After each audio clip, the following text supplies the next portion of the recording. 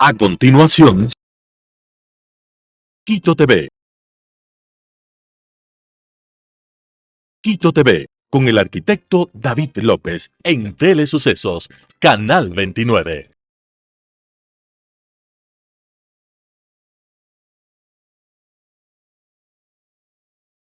¿Qué tal, amigos? Bienvenidos a Quito TV, el espacio de la ciudad, a través de Telesucesos y sus distintas frecuencias, 29 y 29.1 en televisión abierta, 73 en Stream TV Cable, 43 en Claro TV, Canal 6 en Cable Unión, en Alfa TV, y también nos pueden seguir desde cualquier parte del mundo en lo que es www.telesucesos.net o además en YouTube como Telesucesos HD, donde subimos este programa luego de su emisión al aire. Tenemos el día de hoy la presencia de Guillermo Abad, presidente de Justicia Vial, y vamos a hablar sobre lo que es el control de velocidad y la educación vial como claves para frenar la mortalidad en las carreteras en el Ecuador.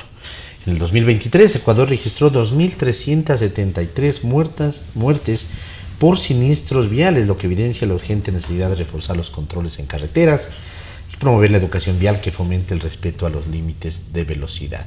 Siniestros de tránsito, diferente a accidentes de tránsito, ¿no es cierto? El accidente termina siendo algo que es accidental, fortuito, se puede prevenir, y los siniestros los podemos, por supuesto, evitar, ¿no? Efectivamente, David. ¿Cómo está? Bienvenido. Todo muy bien, gracias. Efectivamente, así es. El accidente, como su propio nombre lo indica, es un caso fortuito donde el usuario de la vía no tiene control sobre ese suceso, versus que el siniestro es prevenible, predecible y evitable. Es decir, la persona tiene control sobre lo que puede suceder o no sobre ese suceso. Y es así que el 96% de los siniestros de tránsito son atribuibles al factor humano, sea conductor, pasajero, peatón, ciclista. Consecuentemente, el 96% de los incidentes que pasan en la vía son por causa de la persona. ¿Y el 4%? Son factores exógenos como el clima, mal estado de la vía, falla mecánica, apenas un 4%. Un 4%, ¿no? Es bajísimo, pero solemos nosotros responsabilizarle o endosarle nuestro mal comportamiento en la vía o al mal estado de la vía o al clima. Claro, me falló los frenos y resulta que, claro, te falló porque ibas a 150 kilómetros por hora y claro, no va a responder en 10 metros lo que tú quieres que responda, ¿no? Exactamente, o venías sobrecargado y estabas mal utilizando el freno.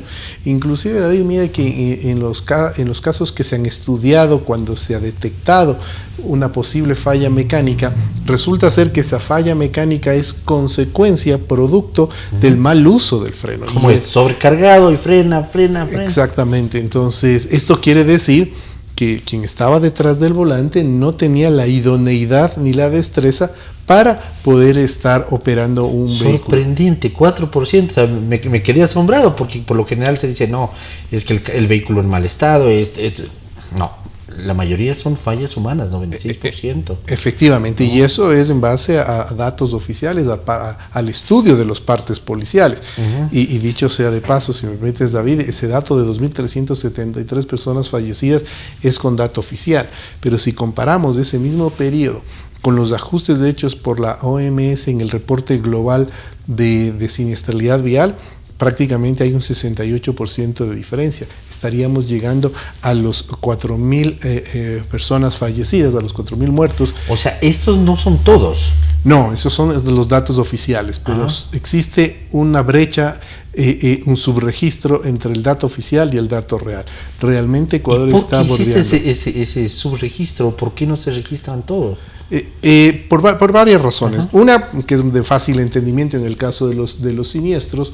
Cuando hay un siniestro de tránsito, y que muchos quizás le habrán pasado cuando estamos en algún incidente, que hay el siniestro pero no se lo registra, es decir, se llega a un acuerdo entre las partes y no queda registrado el siniestro como tal, cuando debería estar registrado. Pero en el caso de fallecidos, esto sucede muy comúnmente, y voy a poner el ejemplo de lo que sucedió hace una semana atrás, el 7 de octubre. Hay un siniestro de tránsito de magnitud donde hay fallecidos y varios heridos graves. En el parte policial, en el registro oficial, quedan como heridos, pero pocos días después fallece. ¿Y esos ya no constan ya no constan en el dato oficial por una mala metodología o una metodología caduca que seguimos utilizando, porque el dato estadístico se mantiene solo por 24 horas, tiene vigencia estadística de 24 horas, cuando los organismos internacionales nos sugieren que tengan por lo menos 30 días, por lo que acabo de mencionar. Mira, lo que sucedió hace la semana pasada es algo similar, un siniestro donde existieron 2 personas fallecidas, una persona fallecida, una persona muy grave, que murió 2 días después. Entonces, esa persona en la estadística quedó como herida y no como fallecida. Como herida, y claro, y después si es que fallece en el hospital después de 2 o 3 días, seguramente consta infarto, lo que sucedió, pero que fue producto del accidente. Y no se lo registra. Es una metodología, por supuesto, caduca. Y este primer dato que tuvimos alarmante fue justamente en el año 2013, cuando estaba en vigencia el sistema SOAT, que tenía datos mucho más reales. Y el dato real en nuestro país es que tenemos 13 muertos por día y más de 151 heridos. 13 muertos por día. Esto quiere decir que tenemos una tasa de mortalidad de 22 muertos por cada 100.000 habitantes, lo que supera ampliamente a cualquier otro tipo de muerte. Ante eso, ¿qué hemos hecho, Guillermo, ¿no? Y por eso estamos hablando del tema de control de velocidad y de educación vial. Poco se ha hecho porque las cifras o se mantienen o van en aumento. Por más de que se endurezcan las penas, de que en su momento existe el SOA, etcétera, etcétera, ¿no? Creo que en temas de normativa, Ecuador ha hecho bastante, pero en temas de aplicación a esa hemos hecho muy poco. O sea, en normativa tenemos, digamos, prácticamente, pero no se sanciona. Exactamente, y es justamente por esa falta de aplicación de la norma que tenemos estas altas tasas de mortalidad, de siniestralidad y movilidad.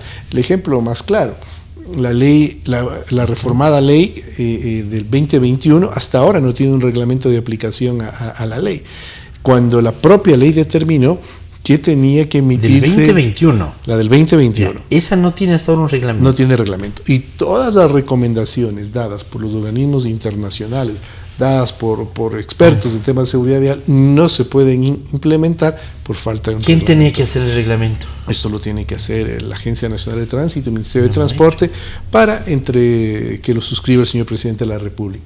Entonces, ahí es cuando empezamos a entrar en un ámbito muy preocupante, que es la falta de institucionalidad. Cuando la propia autoridad incumple, no entrega los reglamentos que la ley dispone justamente para generar un orden en el transporte, en el tránsito y en la seguridad vial, resulta que se empieza a generar una falta de institucionalidad, y esa falta de institucionalidad da un ámbito de una especie de desobediencia ciudadana, una anarquía en temas de seguridad vial, porque resulta que ahora cada persona pone sus propias leyes.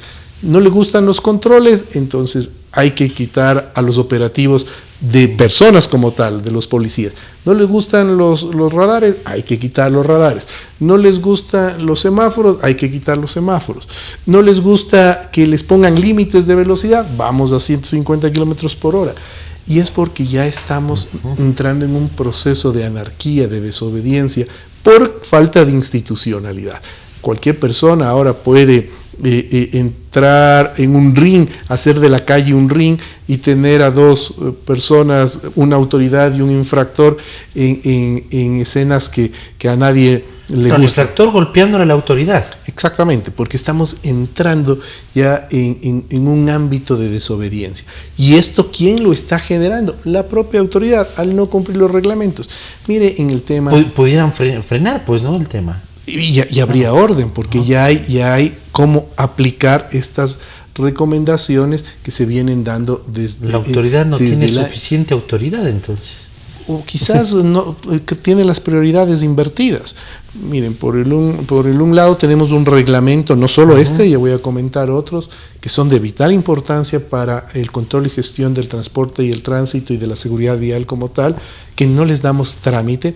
Pero por otro lado tienes la capacidad de tener un pequeño espectáculo mediático, de ir clausurando sistemas de control de velocidad, cuando son temas totalmente distintos a lo que la ley determina. Porque eso termina siendo político y la gente feliz, ya están cerrando, se están clausurando los radares, ¿no? Claro, Qué bien lo que está haciendo la autoridad. Suena bonito decir, te vamos a devolver las multas, pero me gustaría saber cuándo devuelven la vida de las personas. No suena bonito eso, pero lo otro sería mejor si es que cuidáramos o protegiéramos, hiciéramos algo para proteger la vida de las personas. Entonces, cuando se empieza a mezclar temas políticos con temas de seguridad vial, se convierte en una bomba de tiempo que nos está explotando a cada momento. Mire el tema mismo de los radares que ha causado polémica.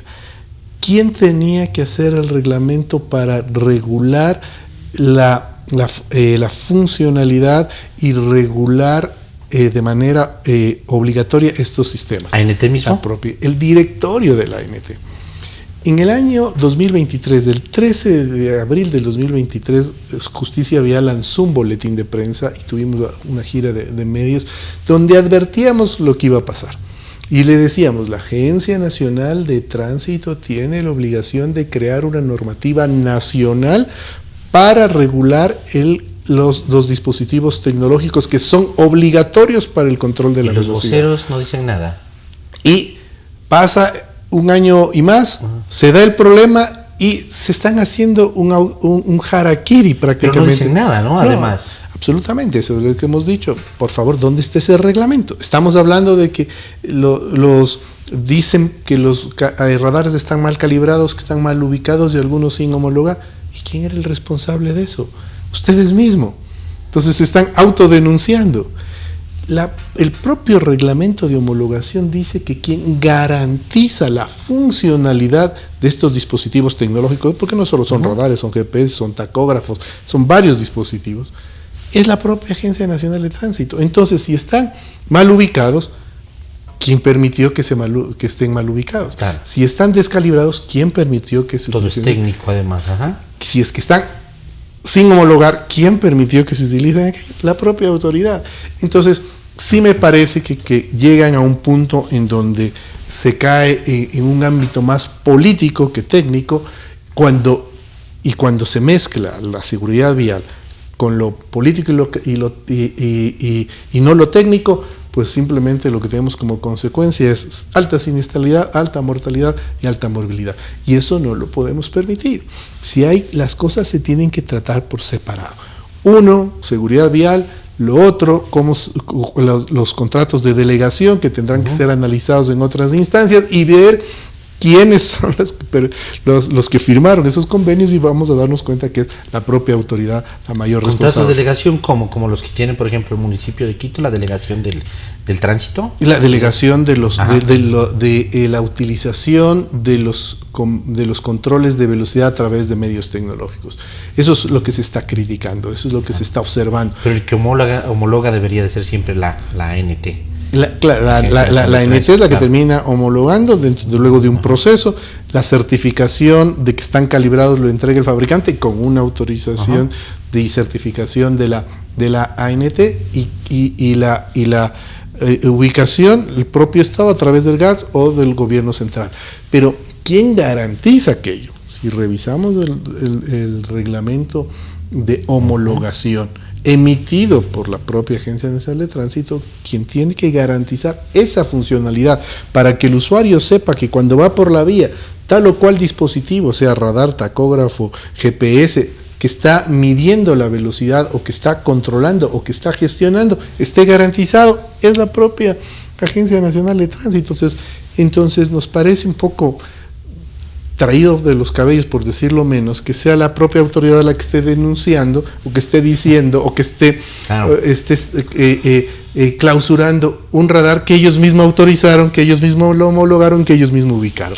Pero por el otro lado, y en la misma línea, y en paralelo avanza el tema de la educación vial, para no necesitar, si existen los radares, perfecto, ¿no? Pero en realidad no deberíamos de necesitar y estar conscientes de la velocidad a la que tenemos que ir, del respeto a las normas de tránsito, etcétera, etcétera. Lo que usted acaba de decir es lo más acertado. El mejor control de velocidad que podemos tener es nuestra propia conciencia. Pero ¿cuándo tenemos conciencia? Cuando estamos debidamente educados. Y es la educación vial otra deuda que el Estado tiene con la sociedad. Porque desde el año 2008 que se creó la ley, el Estado no ha podido incluir dentro del pensum de estudios a la educación vial como materia obligatoria, tanto en instrucción primaria, desde el 2008. Tanto en instrucción primaria como secundaria. Hemos terminado toda una generación. Claro, o sea, de escuela a colegio, 12 años más, ¿no? No, sí. 16 años. Ya, una generación y media, prácticamente, que no hemos tenido la capacidad de incluir esta disposición legal, porque no es optativo, no es facultativo, no es si es que quiero hago, si es que quiero no hago, es disposición legal. Y 2 ministerios le han dado la vuelta a esa disposición y hasta ahora no se lo ha podido implementar. ¿Qué tan difícil es, no? Nos preguntamos. ¿O por qué no lo quieren hacer? Por un tema de que tenemos las prioridades invertidas. Si es que aplicáramos la educación vial, que es la piedra angular de la seguridad vial, lo que acabas de mencionar, David, sería lo lógico. No necesitamos radares, agentes de tránsito, porque todo está en nuestra propia conciencia. Vamos a saber cuáles son las consecuencias de infringir las normas de tránsito. Vamos a saber lo que implica siniestrarse a 100 kilómetros por hora, 98% de probabilidades de fallecer, 2% de que quedes vivo, pero si estás vivo seguramente no sabes que estás vivo. Y eso es lo que sucedió hace una semana atrás. Las personas que se siniestraron, una lastimosamente no sabe que está viva. ¿Por qué? Por la potencia y la energía que se genera en una colisión a más de 100 kilómetros. Incluso ahí se llega a decir una cosa como, afortunadamente los otros murieron. Se dice afortunadamente porque cómo iban a quedar estando vivos. O sea, se llega a ese tema, ¿no? De decir eso, porque claro, hay gente que termina quedando en estado vegetal. Y estos siniestros de tránsito generan una estela de un problema familiar, un problema económico, un problema social. Al Estado le generan ingentes sumas de dinero. 1.200 millones de dólares le cuestan los siniestros de tránsito al país. 1.200 millones de dólares cada año. Ese es el producto resultado de un estudio, de una metodología de cálculo. En el año 2006 se tuvo el primer dato oficial de costos de siniestros de tránsito, que lo dio en ese entonces el Consejo Nacional de Tránsito, y era de 575 millones de dólares. Ahora estamos a los 1.200 millones de dólares. Y en un conversatorio que tuvimos, de una mesa de trabajo que tuvimos con la Organización Mundial de la Salud justamente hace una semana, inclusive la OMS predecía que en el caso de Ecuador estaríamos llegando al 5% del PIB, o sea, mucho más alto que el 1.200.000 que perdemos al año. Entonces, es porque ya no estamos generando conciencia sobre el tema, ya nos hemos acostumbrado a ver este desastre no natural llamado siniestralidad vial y pensamos que morir en las vías es normal cuando es algo totalmente anormal. Nos hemos acostumbrado. ¿Qué pasa con nuestros vecinos, por ejemplo?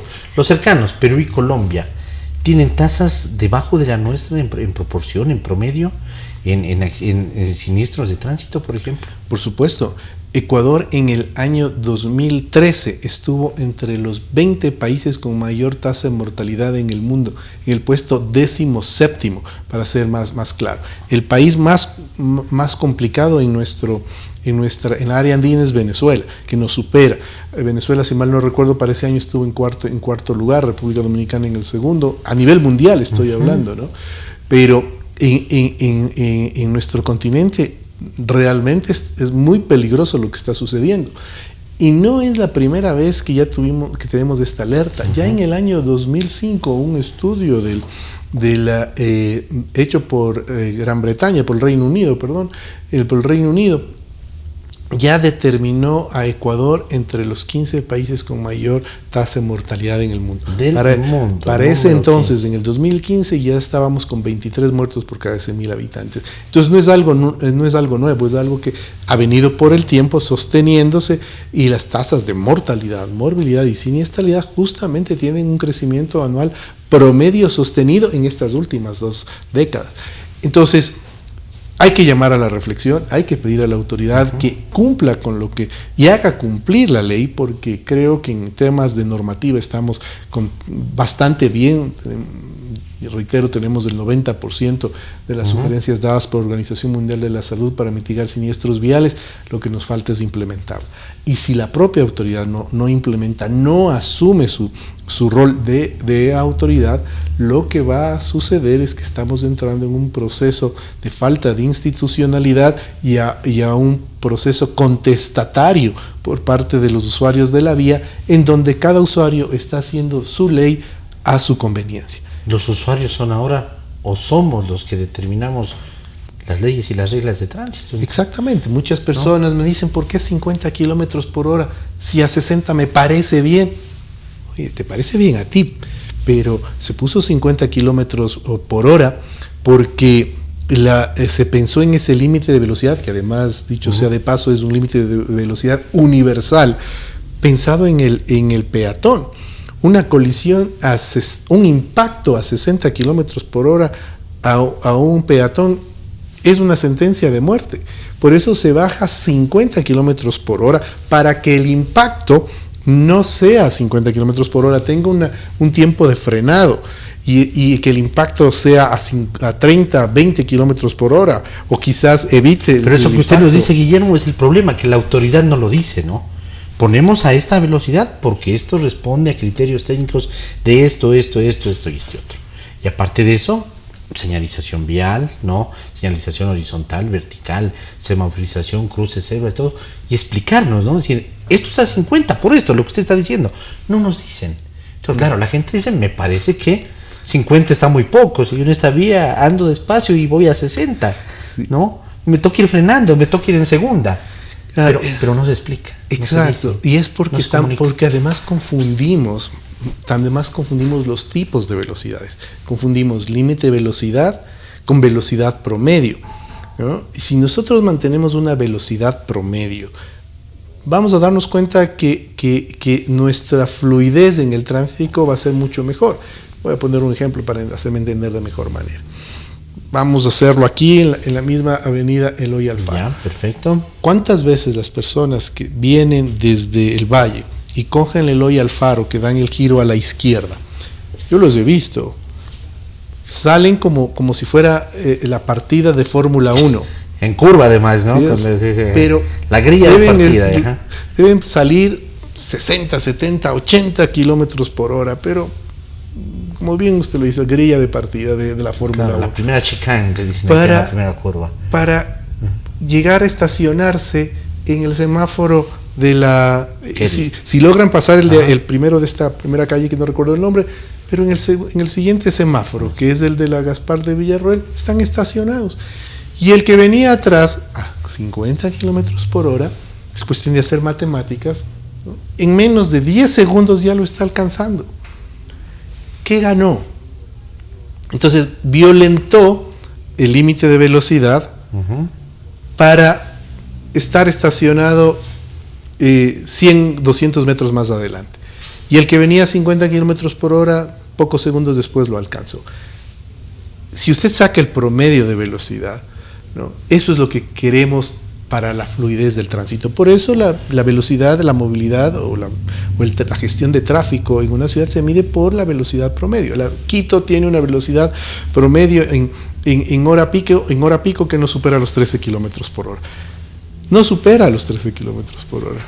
Entonces, cuando estamos yendo a 80 kilómetros por hora, cuando hacemos algún pique, no nos va a durar mucho esa velocidad, porque tenemos semáforos, tenemos congestión, y lo único que estamos haciendo es poner en riesgo nuestra propia vida y la de los demás. Pero ¿qué pasaría si en ese pique, en la intersección de aquí, de esta esquina, hay un peatón y le impacta, que tenga tiempo de frenado, pueda tener quizás un tiempo de reacción, pero si el impacto es mayor, porque una cosa es la velocidad de impacto, otra cosa es la velocidad a la que se conduce.